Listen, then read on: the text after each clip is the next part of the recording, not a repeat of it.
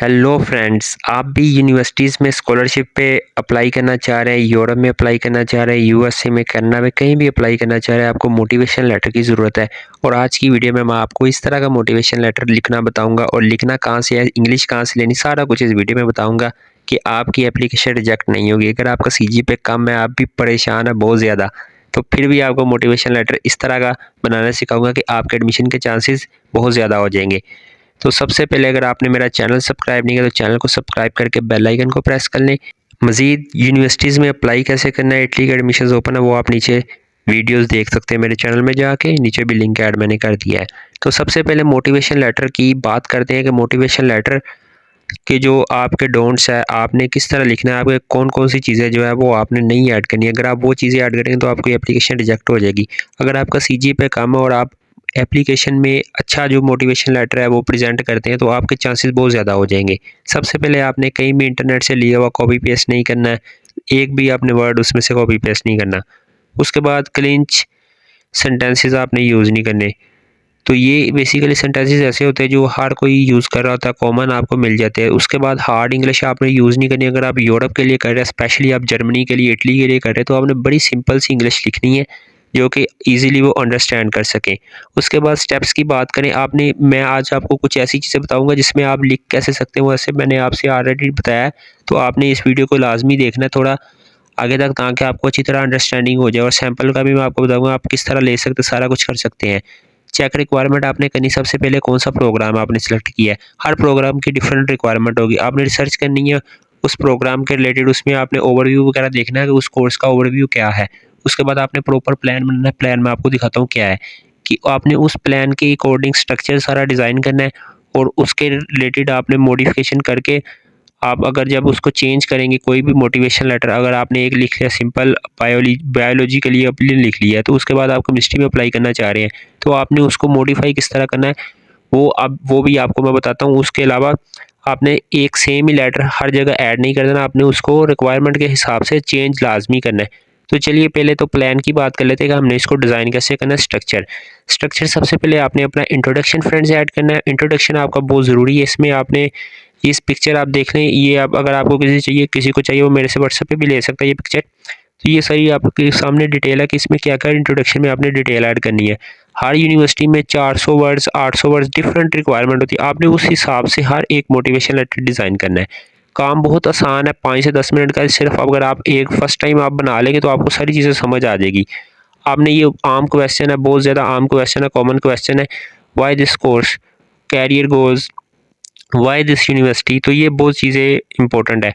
इसके अलावा मैं और आपको एक डिटेल बताता हूँ, उसमें वो बहुत इंपॉर्टेंट डिटेल है। अगर आप उस पर फोकस करेंगे तो आपका एडमिशन मिलने के चांसेस 100% हो जाएंगे। आप इरास्मस मंदा स्कॉलरशिप है, इसके अलावा और बहुत सारी स्कॉलरशिप्स आप उन पर अप्लाई कर सकते हैं, आपका एडमिशन 100% हो जाएगा। तो ये सारी चीज़ें आपके यूनिवर्सिटी के हवाले से आपने ऐड कर देनी है। उसके बाद कंक्लूजन ऐड कर देना है आपने, सम अप करने के बाद सारा कुछ। तो चलिए सबसे पहले तो स्टार्ट करते हैं कि इसमें रिक्वायरमेंट आपने कहाँ से देखनी है और उसके बाद फिर आपने राइटिंग कैसे करनी है वो भी, और इंग्लिश कहाँ से लेनी सारी।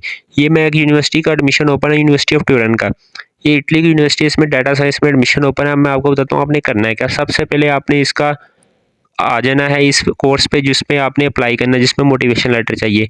यहाँ पे आप आएंगे, यहाँ पे आपको शो हो जाएगा, इसका ओवरव्यू भी शो हो जाएगा और उसकी मज़ीद डिटेल आपको नीचे शो हो जाएगी। ये देखें, motivation letter must be added to your application. Overview आ गया, कैरियर अपॉर्चुनिटीज़ भी आ गई। तो बेसिकली वो आपसे पूछता है कि आपका गोल क्या है। तो आप कैरियर अपॉर्चुनिटी में देख सकते हैं उन्होंने क्या लिखा है कि हमें क्या वो प्रोवाइड करेंगे, कैरियर में हमें क्या मिलेगा अगर हम ये डिग्री करते हैं। तो आपने वही उठा के उसमें ऐड कर देना है। इसके अलावा ओवरव्यू में आपने इसमें कुछ सब्जेक्ट देखने हैं जो आपके रिलेटेड है, तो आपने उसमें इंटरेस्ट शो करवाना है कि आप रिसर्च करना चाह रहे हैं, ये इस तरह है, आपका इस तरह का ज़हन है कि आप रिसर्च इसमें करना चाह रहे हैं। तो काफ़ी ज़्यादा चीज़ें निकल के आ सकती है। सब्जेक्ट टू सब्जेक्ट वैरी करती है। आपने बेसिकली सब्जेक्ट्स को टारगेट करना, जो रिक्वायरमेंट है प्रोफेसर को, आप अगर वहाँ यहाँ से देखते हैं आप सेम टू सेम उसी को वहाँ पे शो करते हैं, हाईलाइट करते हैं, उसी को ही वहाँ पे अपनी स्किल्स के तौर पे हाईलाइट करते हैं कि आप उसी में वर्क करना चाहते हो, तो आपके लिए बहुत आसानी हो जाएगी। अब एक और स्टेप है वो मैं आपको बताता हूँ।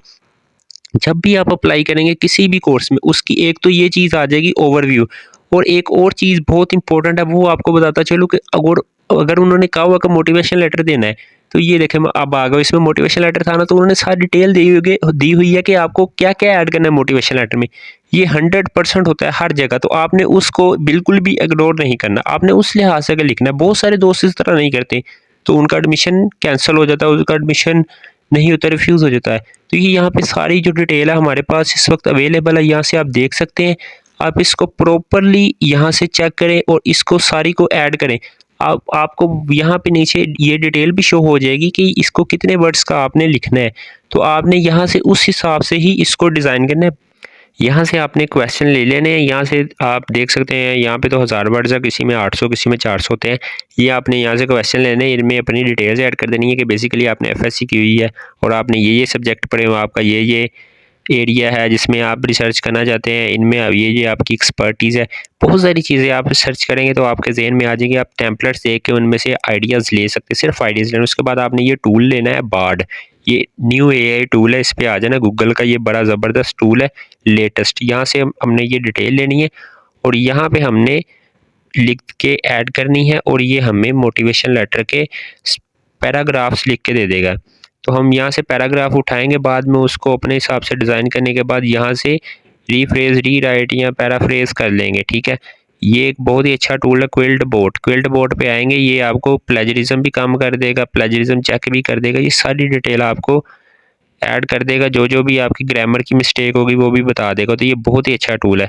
तो अगर आपको अभी भी किसी चीज़ की समझ नहीं है तो आप मेरे से व्हाट्सएप पे रब्ता कर सकते हैं, नीचे डिस्क्रिप्शन में मेरा लिंक है।